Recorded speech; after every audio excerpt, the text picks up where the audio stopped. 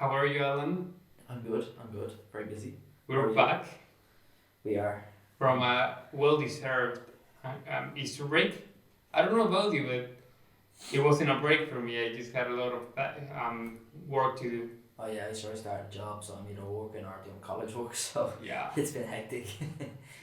we were on a break. Allegedly, people will tell you that. How do you feel about the movie that we watched? I just really enjoy it, man. I don't know about you. Yeah, I had a great time watching it, man. I had a blast watching it. It was fun. I didn't. I didn't expect anything, but I still like it. Yeah, it's probably the best way to be, isn't it? But I suppose we'll get cracking with the information. We watched The Crow for this podcast. This film was released in 1994. It was directed by Alex Proyas. Probably butchered his name. Praise the Lord. Director of Dark City and I, Robot. It was written by David J. Shaw and John Shirley. It stars Brandon Lee, who was the son of the great Bruce Lee. It's based on James O'Barr's comic of the same name, which is published by Caliber Comics. What can I say? I love Alan Proyas. You know that one of my favorite films of all time is Dark City. Yeah, I haven't seen it. But yes, I do know that. I am aware. I seen it in CEX for €10 and you wouldn't buy it. So, Well, the thing is that don't be giving me that. it's hard to get it in physical. Wasn't that hard to get it. I had it in my hands last week. You I think it's showed it shoulder? to you. Maybe I'm gonna get there. Maybe I'm getting it. See, if you had online banking, you could just transfer the money and I could have got it right then and there. Oh. But look, this film, the reason I chose it was because I actually wasn't sure whether it was going to be good or not. I chose it kind of with the knowledge that it was an infamous film Yeah. that I heard a lot about, but never really heard much about the quality of the film. The thing is that when people talk about this film, they only talk about Brandon and What the thing that happened. Yeah. The actual quality of the film, the people involved, the work they had to go through, it's never really touched on. Well, the quality was really nice for me.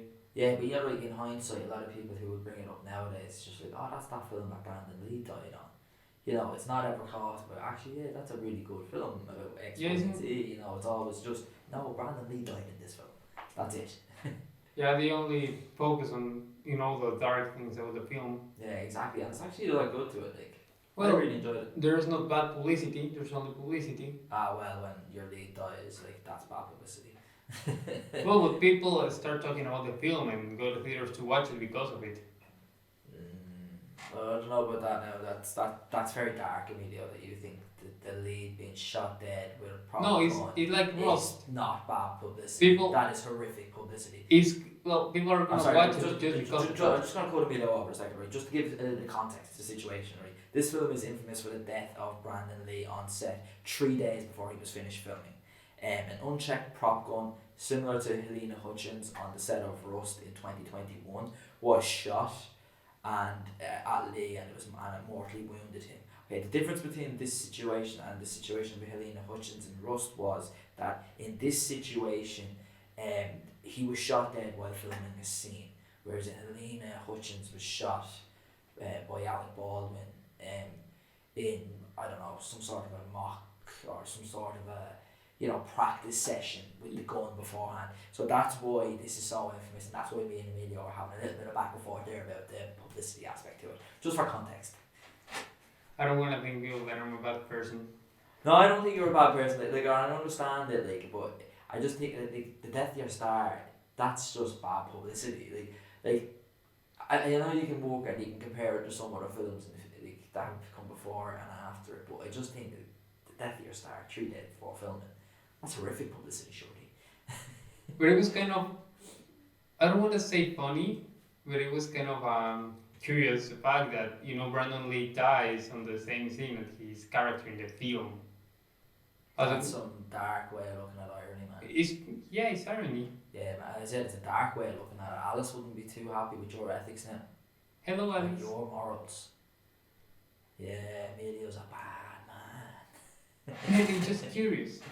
But look, I'll give you one last little tidbit, and I think you're going to like this about this film. It took months to complete after what had happened, obviously.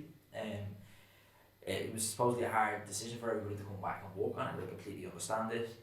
The scene, like you said, that he got shot filming was the start of the film, Yeah. in which his character Eric Draven gets shot dead.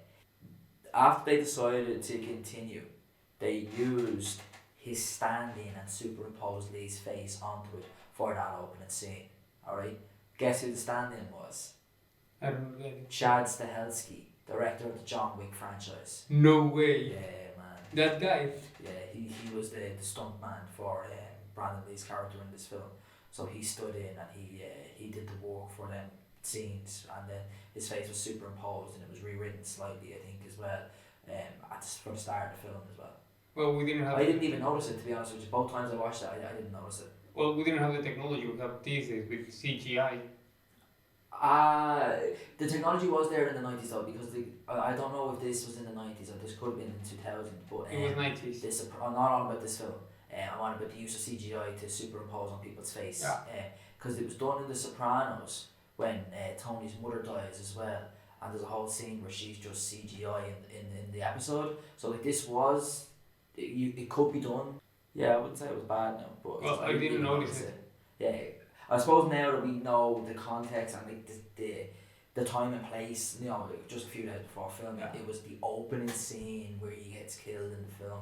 Like that happens, and I suppose if you were to ever look at it again, you could watch it. I know you were planning, you said it before we started here, you were going to watch it again, so yeah, you keep an eye out for it, yeah. So far, this is the film that I enjoy the most watching.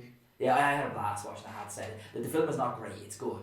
That's just my opinion now, but I had a great time watching For our listeners, don't expect a great film, just watch it as it is. Common film to, get lost into. Yeah, like it's 100 minutes, it flies by, the plot's a bit formulaic, like, but to be honest with you, the performance It's kind of cheesy. cringy and cheesy. Yeah, I had a really good time watching Yeah. this. I spoke to the joints as well, it was lovely. I had a blast watching it. But I suppose we'll get into our first category. Like, I know I haven't got much to say, I've already said it. I thought the story was very formulaic. I thought in the middle of the film when Gideon is, after his pawn shop is blown up and he gets brought in front of Top Dollar, that the film kind of lulled a little bit in that scene. I thought it kind of dragged. But other than that, like, I had no real problems with it. It was very studio generic in terms of the story, in my opinion. But yeah, no, I enjoyed it anyway. What were your thoughts?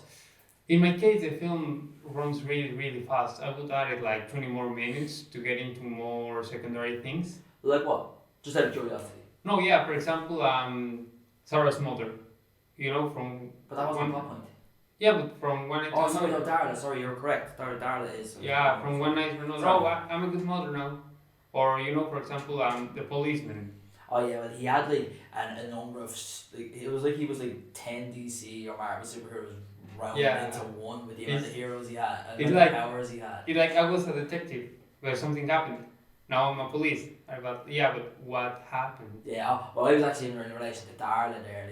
Like I had an awakening and he just pushes the morphine out of her and tells her it's bad. Yeah, I would add like 20 more minutes. I do agree with that with the story of the cop that Ernie Hudson plays, Albert. I do agree with that, because you see the detective giving him a hard time and there's no context to it. He's just a very basic bad cop for this film. It is. Such a He's generic so character, basic. yeah. So if you flesh it out a little bit more, And yeah, I agree with that. I've got another question. How does the cop knows where the crow is every time? It's coincidence, man. It's a superhero film. Coincidence doesn't stick. Every time he Superhero knows film, where man. he is. Coincidence. Superhero films don't exist, and The Dark Knight is my favourite film ever. Right? Superhero films don't exist without coincidence, because half of this shit is coincidence that happens in that sort of stuff. It's like you have a 10th sense with all their fucking powers.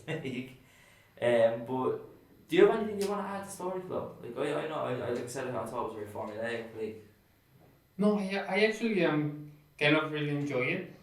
It was kind of a really good film.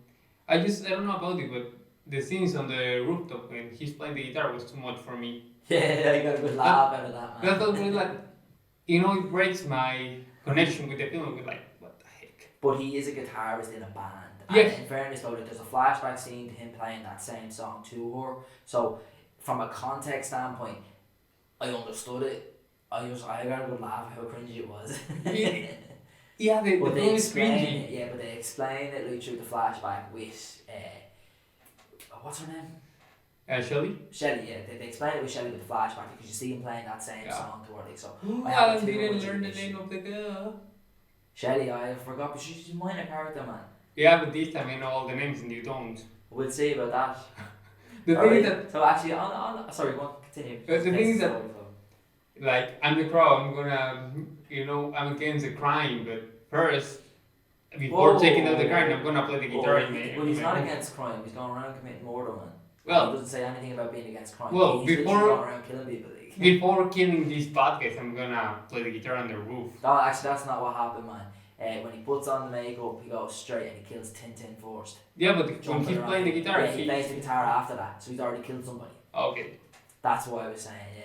But I get you what you thought. But the thing is that the crowd is against these bad guys and drugs. Yes, he is. He hates morphine. Don't do drugs. Oh, and he hates tobacco too. Well, in a hypocritical kind of way, with the way he puffs on the fag first. Yeah. But we move on to performances. Like I want to touch on Brandon Lee last here because I got a lot to say about it. Reminded me a lot of something. But overall, like I thought it was a very impressive cast list. I thought Top Dollar was quite a generic villain, but the guy who played him had such a cool voice. The guy was Michael Wincott, who also was the cinematographer in Jordan Peele's Nope from last year. He was. Did you see that film? Yeah, I watched it. Phenomenal film. Yeah, the cinematographer who comes and shoots it all handheld on film and it's all hand cranked. That's him as well. I really liked him. I thought his cool voice kind of made him a little bit more menacing, but he was very generic and he looked like Zorro in the final battle as well. I thought it was very funny. Well, the thing is that in my case, the performances were kind of bad in this film. Yeah, like I would disagree with Ernie Hudson. I thought Ernie So Hudson's performance was okay, except for one line which I'll touch on in a few minutes. But I thought he was a generic villain. I thought it was his voice just added a type of menace to it or something. I don't know. His voice amplified his performance, which was very basic. You know, this Walker, T-Bird, I don't know, the leader. T-Bird is the leader of the gang. Yeah, his lines were kind of. He used the language so more complex for a butler. He's like a butler doesn't talk like this. He uses words kind of complex. Oh yeah, so he's smart and crazy. He's a proper sociopath, man. But yeah, so in relation to them, like I actually thought they were all fine pawns, man. Like Tintin, T-Boy, Funboy, and Skank. Like I thought they were fine pawns, man. Like they weren't great, they weren't bad. They were grand for what they were, and they all got killed off. It was no problem. Like You remember The Last Boy Scout? Have you watched it? no. Well, in The Last Boy Scout, there's these butlers, but they're kind of. Every butler has his own personality, and the leader of them is a butler that wants to improve his life, and he has kind of a dictionary. He chooses a word for the day, and it's kind of funny, but at the same time, you just give a personality to the butler, not just a generic one. I find butler and gang member a very funny comparison. I must say. No, butler. Butler. Butler. Yeah, butler. I find butler and criminal very, very funny as a comparison. Well, you can use, for example, this one as an example of how to make them get some personality. Makes what good personality? Yeah, to give them a personality because they were kind of Yeah, but generic. they're pawns, man. They're not meant to have fleshed out character roles. Yeah, but in the Last Boy Scout, the butlers are kind of. So, like, based on all the extra story you were looking for like a 2.5 hour epic here, like you wanted extra story with the cop, extra story with Sarah's mother, and now you want extra backstory for the pawns, like. The thing is that I really like the story, even though it's generic. I would like to see more about it. See, I thought like the only one of those pawns that had any value was T-Board, like in terms of actually being able to be in a scene and actually play. Cause, like I know he plays the cleaner in the first 2 John Wick films as well. He's a cleaner? Charles or Charlie, I think. His name. Yeah, he plays the cleaner for the first 2 John Wick films. Okay, so this film is well attached to John Wick then.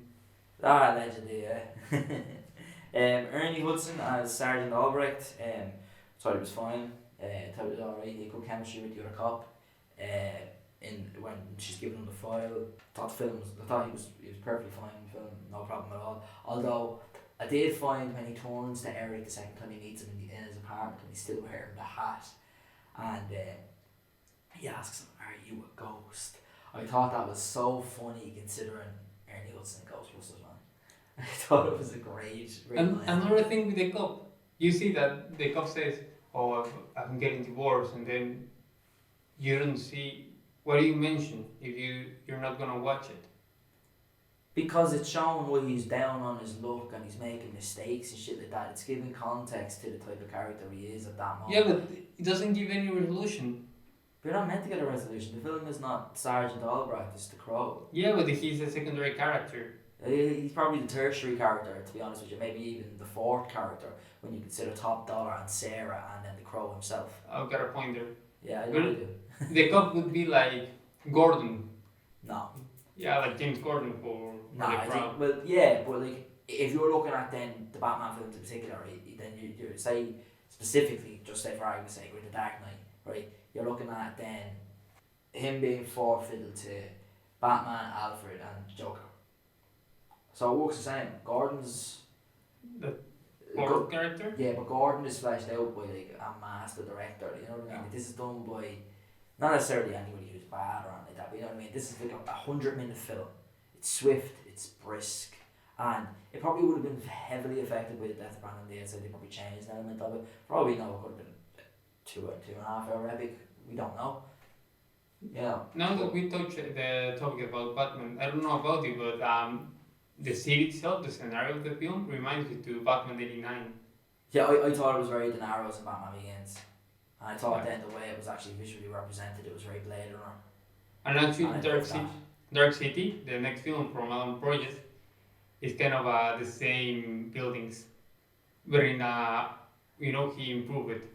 That's all Ridley, man. Blade Runner. Blade Runner. In relation to the rest of the performances, man, like I thought Sarah was pretty poor. The girl who played Sarah, she didn't even have a Wikipedia page. It was generic. Yeah, she's pretty basic, nothing to Yeah. do. The detective then nothing to do, but we'll come to the main part of this then. Brandon Lee. I thought he was great as the character. I thought he was a little cringy in some scenes. I thought some of the emotional beats he The lines were couldn't cringy. hold to himself too great. Like I thought he's not but based on what I seen in that one film, he didn't look like an emotional actor. He looked like a more action, a kind of actor. Like when he had to play those sad scenes, I didn't think he was that great. The rest of it was fine. Yeah, like father, like son. And there's nothing wrong. There's nothing wrong with that. no, not at all. But like You just we're not know- looking this film from a situation of love and I just want to watch films like we're looking at these films as film students, so we have to be able to pinpoint the errors or the things that didn't work, regardless of whether his father was good at this or bad at that or whatever. Or any credits he had before he died or anything like that. I don't think the problem was Brandon. It was writing itself. Nah, I thought I'll give you an example, right? Do you remember when he touches the cop in his apartment and he feels the 30 hours of pain? Yeah. The way he jumped around and kind of came to the ground and his delivery of the lines there, I actually thought, and maybe it was the director who didn't, probably could have directed him for a few more shots, I don't know, but I don't know, he just came around a bit ting at times. It was too much. Yeah, just like he was trying too hard or else it wasn't natural, was how I looked at it. But this is the main part of this podcast for me now. I felt when I was watching this film that I was watching the blueprint for Heath Ledger's Joker. Alright. It was uncanny in my opinion, right? And there were so many layers to it, not just the performance himself or the writers, like the director. I thought there was an effect on Heath Ledger and his preparation. I thought there was an effect on David S. Goyer for pitching the story to Chris and Jonathan Nolan, who then wrote the screenplay. And I'll give you a few different things, right? So you have the tone of voice. From a performance standpoint then, comparing the Joker to the Crow, right? You have the tone of voice that he delivers this thing in, right? The look. The basic white makeup and simple and the hair dangling down. The only things that are different are the colours, right? Then you have the mannerisms. The jumping up onto the table, for argument's sake, when he confronts the gang members, is very Joker with the fucking suit of grenades. When he goes up against all the gangsters, like, and then the playfulness, because in the scene in the pawn shop with Gideon, he's playful, he's borderline funny. I honestly felt like I was watching the blueprint for the Joker in the Dark Knight. But then you're also going further then where Top Dollar's line, then when he talks about anarchy and chaos, and he mentioned specifically that greed was for amateurs. I tell you, man, this film is the basis of the Dark Knight. I'm convinced of it having You're watched convinced it of once. Yeah, because there's so many things there Well, that have been lifted and put into Heath Ledger's Joker in The Dark Knight. now you say it, I see the things you're saying. Yeah. It's unbelievable. Like even from a theme standpoint or like a thematic villain and what they stand for. I think it's all. Honestly, I felt like I was watching the blueprint for that film, and it made me have a bigger affinity for the film. Yeah. Having watched it the second time and really honing in on the comparisons, I was like, actually, no, I really like The Crow now because it links to my favourite film, which is The Dark Knight. What did you think? Did you notice anything like that? Or? Well, now you say it, yeah, Heath Ledger Joker had, those things about the crowd. But in my opinion, it's a mixture between the crowd and I don't know if you have watched Young Guns. John what? Young Guns. Young Guns? Yeah. Oh no, I haven't seen that. Oh, it's a western with Emilio Estevez and Charlie Sheen, based on Billy the Kid. And if you watch it, Crazy Charlie winning. I love Charlie Sheen. Sorry, go on. He's my lord. The thing is that Billy the Kid, the protagonist by Emilio Estevez, it's kind of the Joker in that film too. His humor, his laugh, is based on Billy the Kid. So if you watch this film and you watch Young Guns, you're gonna see where the Joker came from. Because didn't he, when he was asked about it specifically, didn't he mention a singer? Was it the lead singer of the Sex Pistols? I think. Johnny Cash? No. Johnny Cash wasn't the lead singer of the Sex Sorry, Pistols. no. And you're the music man here. I'm not into punk, man. No, it's not. There's a certain character. It's Johnny Rotten. Johnny Rotten. I think, yeah, he specifically like tailored the voice after, I think he said in a few interviews now. Well, the thing is that I'm not into punk, man. No, like either right, but in terms of the visual style, then we'll have to touch on that sort of rock because this was a very grungy looking film. Alright, so we'll move on then. Good chat about performances, glad we're coming in with that. But I think the next topic that we had down normally that we would touch on would be editing. So this film was edited by Dove Honig and M. Scott Smith.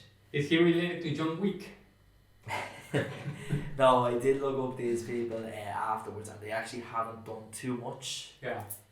Since then, which kind of makes sense given the context of the film and like when I was trying to look, like when I was looking back over the notes I took about it, the editing, right, and the flashback scenes at the top are very well put together.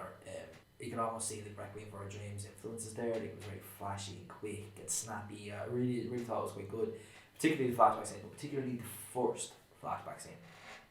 Now, They have give it views. more. Sorry. Oh, they have views with the flashback scenes. Huh? They have views with the flashback scenes. They what? Sorry. Yeah, they have views. They used the flashback scenes. Yeah, You we see, the watched thing it is, many, man, many see, times. this is what I was going to say, right? So if you just give me a second. Right? Yeah. You're gonna know, but I think this will actually explain it to you because it explained it to me, right? So considering when the accident happened with Brandon Lee on the set, alright, Yeah. they re-edited what they had shot at the start. They rewrote it and then they reshot it with Chad Stahelski in as the body double for Brandon Lee. So probably a bit indulgent, I would agree with you, the amount of flashbacks, but it makes sense, I think, now that we know what happened, that they relied on the flashback scenes like that. The thing is that you've got the flashback with red filter. You've got the flashback with a blue filter. But I thought, like, when we speak about this in visual style, right, but I'll just touch on it really quickly here, is that I actually liked the contrast from the dark, grungy world of the Crow after he's reanimated in comparison to the flashy, bright flashbacks before they die. I liked the contrast personally, but like just in terms of the editing, like I didn't think it was anything amazing. I thought the start of it was good, but considering the incident and how they worked around it for the start, that first flashback, I give them credit now. I did notice a few mistakes, but I thought... It's not flashy, man. He just had filters. Didn't you say flashy at the start? When you were like, then it was self-indulgent, like, but I did like the contrast to it. But this is the editing, man. You just got off on a tangent. Okay, the editing. They've got some problems in the editing. Yeah. I see some mistakes. So did I. I know you did. For example, you remember this guy for the pawn shop. Yeah. Yeah, when he's having a drink, you have this amazing problem with how much whiskey is in his I did glass. notice that, yeah. Actually, Yeah. sorry, no, I remember you mentioned it. I did notice that. When he's sitting at the bar, your mum was like, pour yourself a drink. Yeah. Yeah, his glass is empty and the other shot is full. I don't get it. Yeah, no, I get that, yeah. It looked like that he poured in a single and then when he picks up the glass like an instance later it's a double. Like it Yeah. looks much bigger, yeah, I do agree with you there. But I thought, do you remember when T-Bug gets into the car before Brandon is behind him? Yeah. I thought when he's going to spark the cigarette, Yeah. it's almost like a jump cut or something. It's like it's viewed at from like the passenger's perspective, and then all of a sudden you're right on top of him. It was very sudden, and I was like, wait, what was that? So I did watch it for the second time, and it is definitely a bit jarring. It's a bit weird. And then another one. Do you remember when the car scene happens? Like that scene later on in that scene, right? When Skank is going after him, and Skank feels like he's catching up, and then he crashes into the police car. Yeah. Right? When that after the crash scene happens, they cut to him escaping the car, right?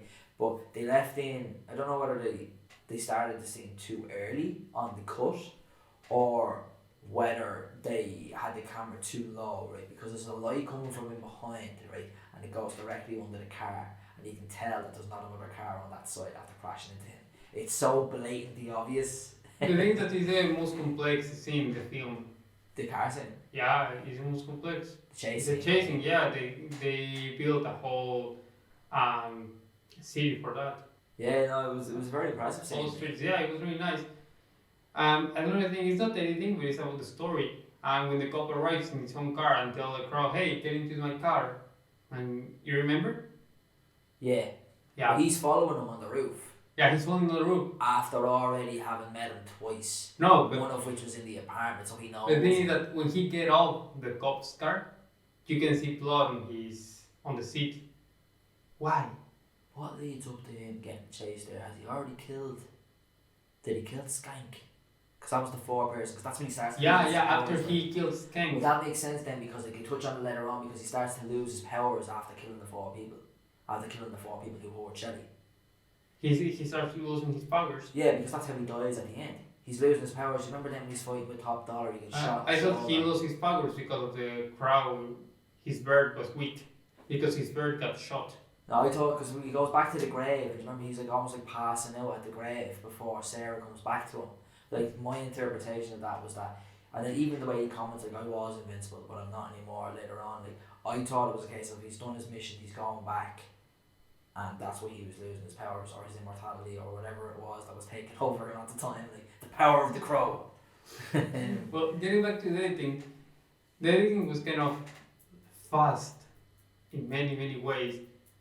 See, I do think that makes sense. If Yeah, you're because of speaking the about film. flashbacks and what happened and what they flashed and what they worked around, I think that makes sense. The thing that the film is a 100-minute film, as you said, but the thing is that the editing is so fast as a film.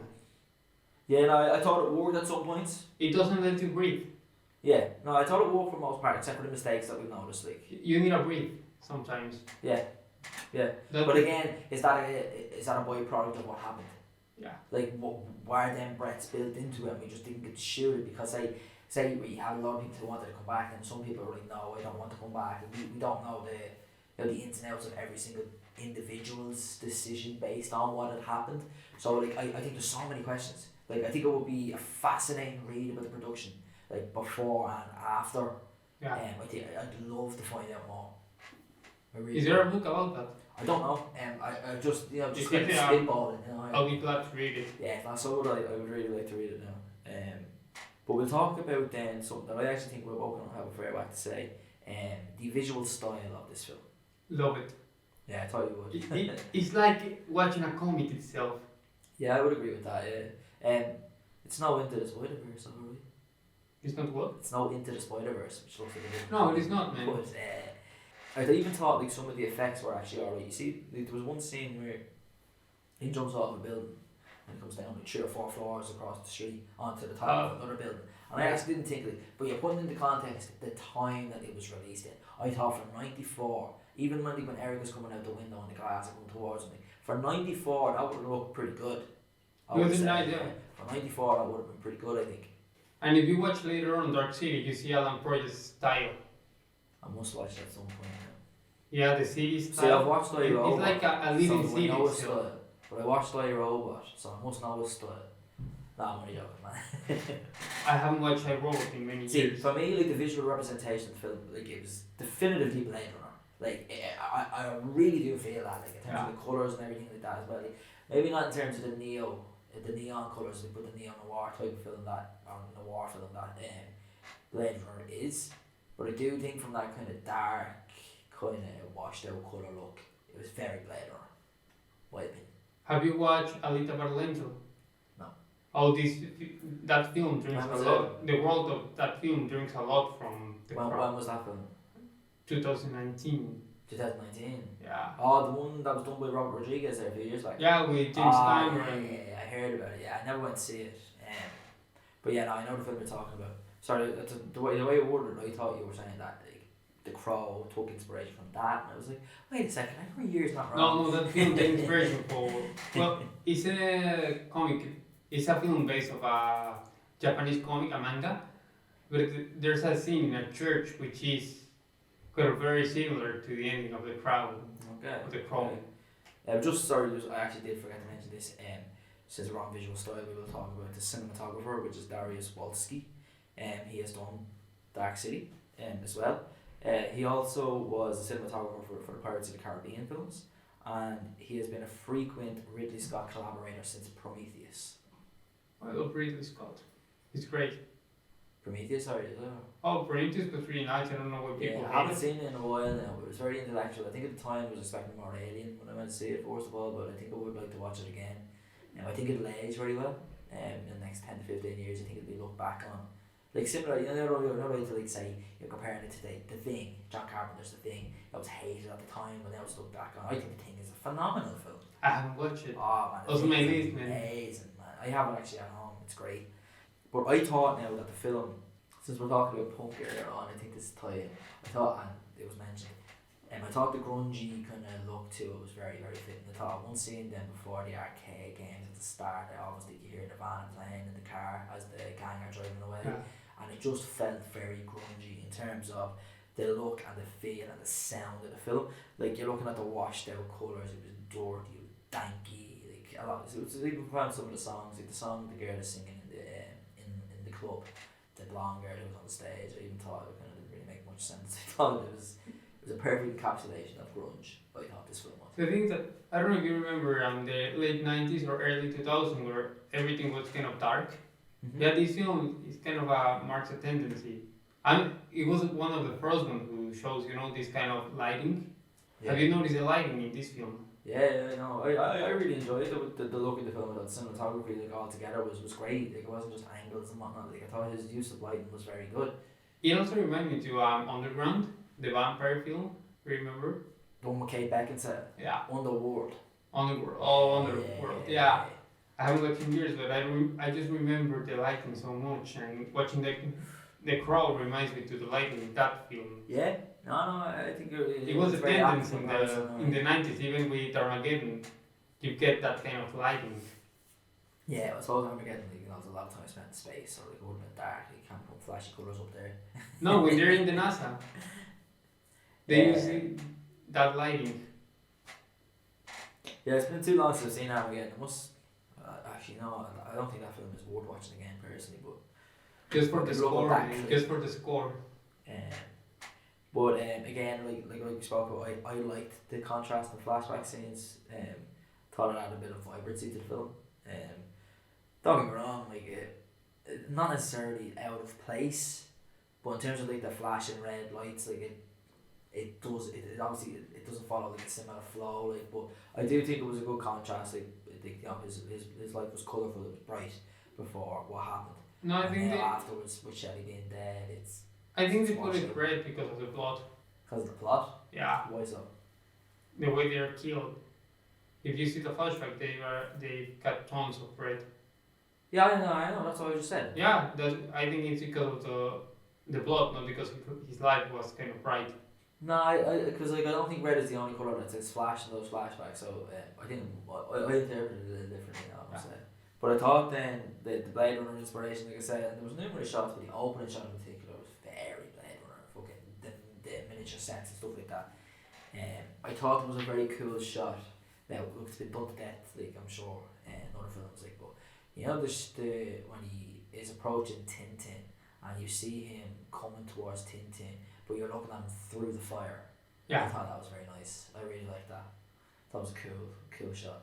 Then I thought the fight choreography, the hand-to-hand fight was pretty good, but I thought the sword fight at the end was bad. it was too much. I just thought it was very boring and simple, like, particularly at the start. It's different like when you kind of do it with the long shots when they're looking up at him and it looks like they're doing like a proper The jig. thing that But he's at the not start, moving. exactly, like at the start, there's just like big massive swings. There's no technique to it, and they're just blocking shots. And I just thought the last fight was a bit boring. It was in a way actually. Well, we didn't have this kind of great villain itself. No, yeah, he's not a great villain, like, but at the same time though, a villain fight would change that opinion. He doesn't have to be a great villain, but if the fight was epic, at least you would remember it. It wasn't the case. No, was not the case. Was not the case. So I noticed a mistake. Can you Another tell- mistake that we didn't speak about in the edit that we Please didn't tell us. mention to you beforehand. It was when Top Dog kills Gideon and you see him shove the knife in, Yeah. the sword into his throat, and then he takes his hand off the sword. Yeah. And the scene cuts back to him in a close up, and then it cuts back to Gideon's body again, and the sword is like a foot deeper into his neck. It was sloppy now. Did you notice any other mistakes? Like, that's like what 4 or 5 we've seen in this film. But I actually think it adds to the film. Like, considering what will happen and the story and the legacy of this film, I thought it fit. The sloppiness, I thought it fit. This film is great not because of the film itself. It's great because of his legacy actually.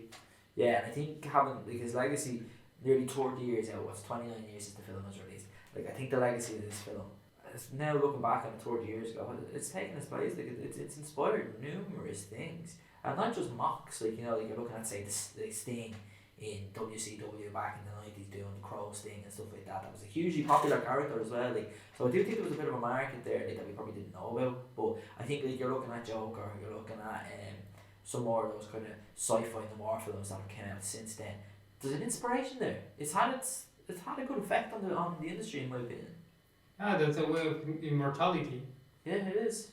I prefer, I don't know about you, but as a filmmaker student, I prefer to make a film with legacy than, like a really complex and artistic film. I agree with you. I think that's the dream, but I think we need to start small.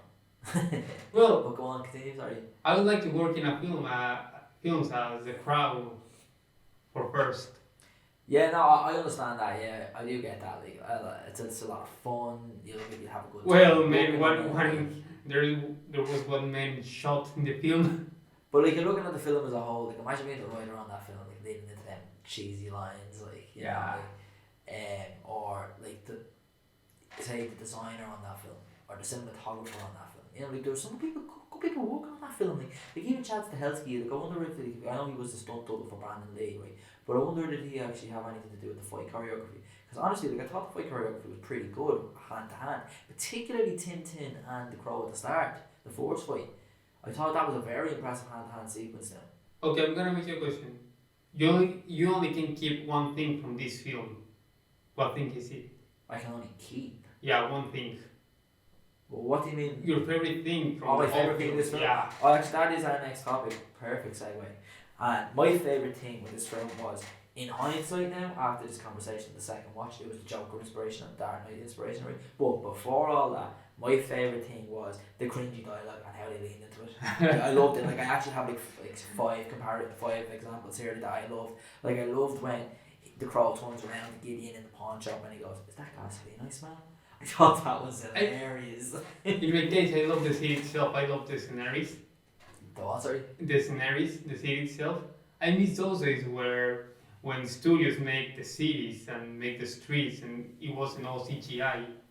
I tell you, man, that'll come back eventually. The VFX artists are getting such a hard doing on these big projects, man. Like, you're looking at the success of Lord of the Rings as I think the last great miniature set.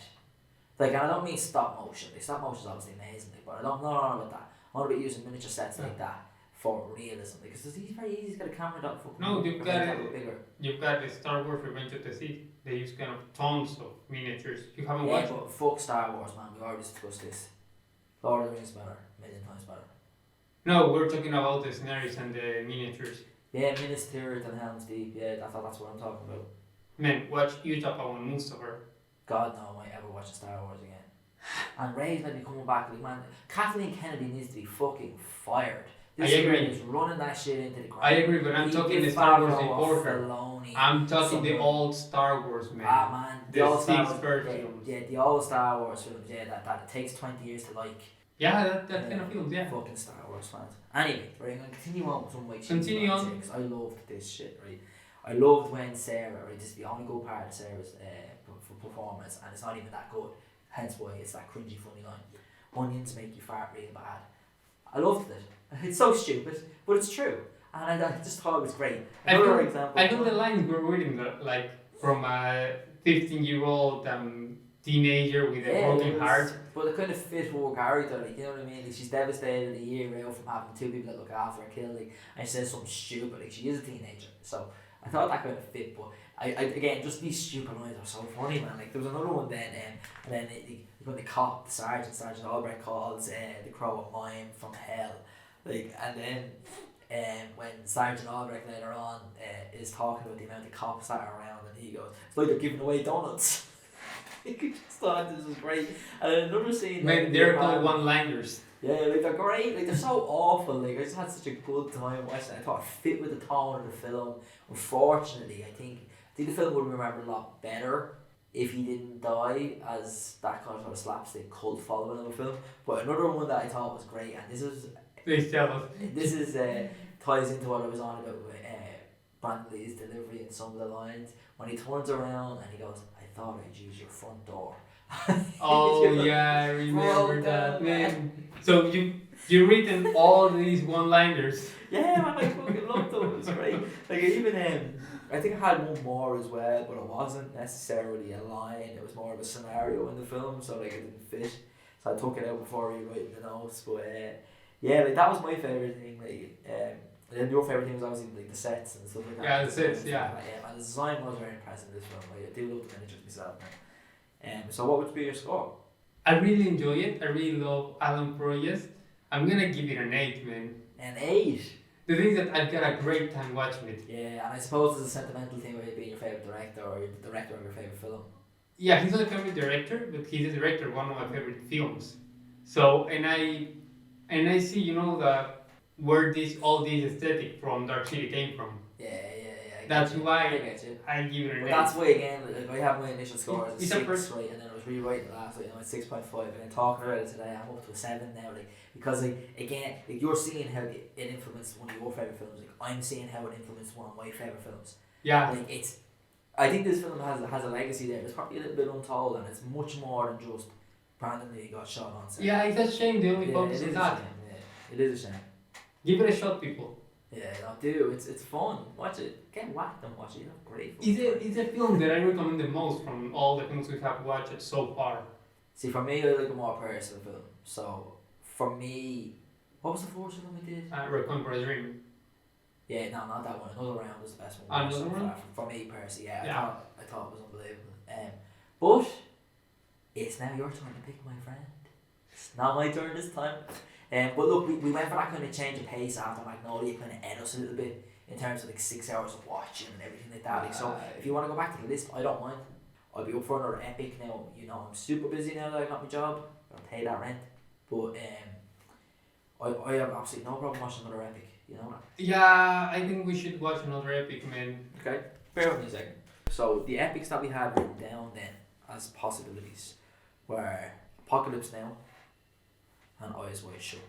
Now, we haven't really, like, we can't just go with just 7 films. Like, there has to be a plethora of options. Any epic, maybe that's piqued your interest, but we haven't put it down yet. I don't have anything in mind, but I'm really looking forward for Apocalypse Now. Is it okay for you? Yeah, man, I've seen it. Apocalypse Now is great. Now, I want to watch it because, talking about problematic films and yeah. you got And it fits kind of well considering the reports about Megalopolis with Coppola. Yeah. Like the latest film that he's doing currently, which he sold his winery to fund. I suppose he's had issues with budget and the effects being changed. Because you know that new effect that The Mandalorian brought, Yeah.